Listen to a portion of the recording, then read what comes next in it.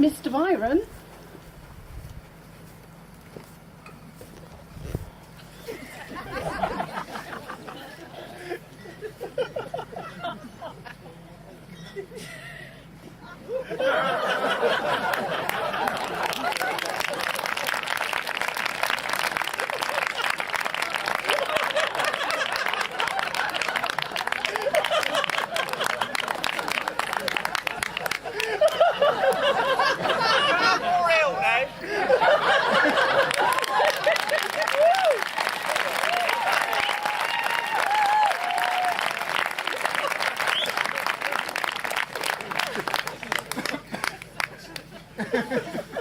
Mr. John Winston Byron. Who wants to know? I'm Linda Fawcett, Senior Community Liaison Officer, Kennet and Avon County Council. This is my colleague, Luke Parsons. Afternoon. I see, sir, you found our paperwork. I shall assume it was received and that you've read and digested the contents. Mr. Byron, on March 17th you were served with an F99 enforcement agent notice after failing to respond to or acknowledge receipt of 6 subsequent summons. An acorn.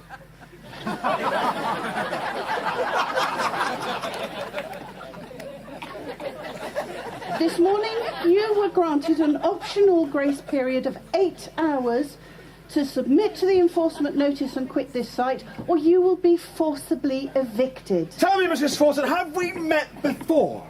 Mr. Byron, you know full well who I am. We've met many times. I knew it! I'd never forget a face. We met 3 years ago in Salisbury Magistrates Court when I gave evidence against you in the case against my colleague, Pat Pickles. Pickles. You trespassed on Mr. Pickles' property, verbally assaulted him, stripped him bare, gagged him, and locked him in his shed. He's not ringing any bells. He was in there without food or water for a week. Oh, Pickles! Bald, fat, short, shifty bastard, yes. Mr. Pickles has high blood pressure, sir. He had no access to his medication. He lost 2.5 stone. He was severely dehydrated. He could have died. Oh, Pat Pickles should thank me. I spoke to his GP. She said I lowered his blood pressure. She said I put a good 10 years on Pat Pickles.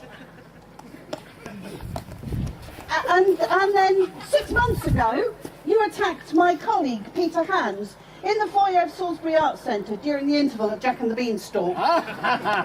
Well, for a start, that was the worst pantomime I've ever seen. I only went because my mate Tonka helped make the Beanstalk. And second, what were you doing at the Christmas pantomime with Mr. Hans, a married man who's not your husband? For your information, sir, Peter and I won joint first prize in the office sweepstake. I see. That's strange, because I was in the row behind you, and from where I was sat, Mr. Hans is aptly named. He's behind you! I can delete that. Mr. Byron, this illegal encampment has passed unchallenged since September 1982, a period of 27 years, during which time no ground rent or rates have been paid to Kennet and Avon Council. Come on, Linda, this is me you're talking to. This land belongs to Kennet and Avon Council. Says who? The law, Mr. Byron! The English law! I am showing the recipient a legally recognised petition from local complainants concerning the illegal encampment and activities hereabouts. See that sign? What does that say? Huh? It says, fuck off the new estate, Mr. Byron. Oh, I loves it when you talk dirty, Linda. Mr. Byron, your disagreement isn't with the new estate. There are 312 residents on the new estate. There are over 280 names recorded here. Would you care to read? What are you talking about? We went door to door, Mr. Byron. Over 80% of the population of Flintock took time out of their busy days to protest against you. Read me those names.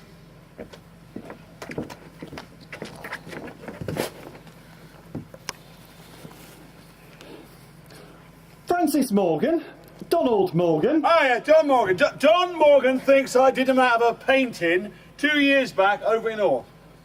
Olive Phillips, Jessica Harding, Sydney Harding, Darryl Kerr, Darryl still owes me for a lawnmower from 1980 bloody 9.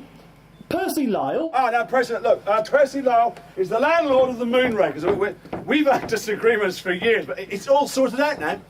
Gordon Baker, Janet Baker, Roland Gosling, Hannah Wilkes, Dave Stroyer, Perry Stroyer, Jack Stroyer, Mavis Lennox, Phil Lennox, Belle Tyrrell, Leslie Tyrrell, Harry Sperling, Meg Sperling, Yeah, well, Meg and Harry Sperling, they're this little dog, right? And Lee Purvis, never heard of him. Jack Tranter, Jack Tranter's a cunt. Nick Arthur, Paul Austin, Never heard of them.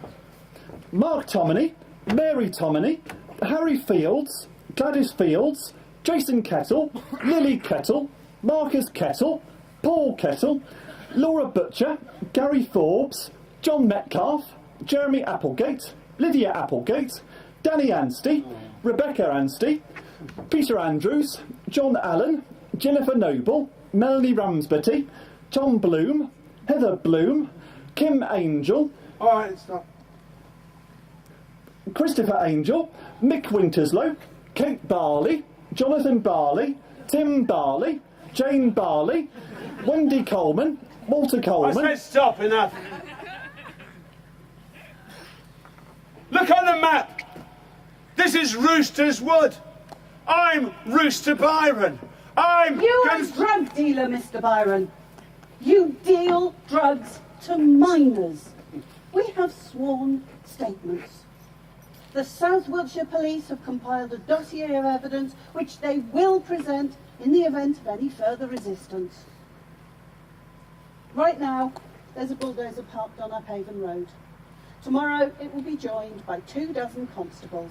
Come 9 a.m. tomorrow, if you refuse to comply with the notice and quit this site, your camp will be raised, your vehicles and belongings will be seized as evidence, you will be arrested.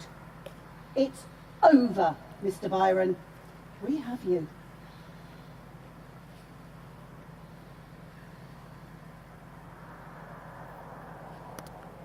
How many houses are you building? Who gets the contracts? Who gets the kickbacks, huh? It's true, kids come up here. Half of them are safer here than they are at home. Doors always open, got nowhere to come, nowhere to go, come here. Just don't like it, stay away. I mean, what the fuck else do you think an English forest is for? Hear ye, this is Rooster Byron telling all you Kennet and Avon, South Wiltshire bandits and Salisbury whitewigs, bang your gavels, issue your warrants, you don't make the wind blow. If you want to see your babes again, you want to see your beds, your electric blankets, take your leaflets and your meetings, and your Boston and your beatings, and your health and fucking safety, and your poxy sham-faced plot, and get, or there's blood on the chalk before we're through. This is your last and final warning. Hear ye, hear ye.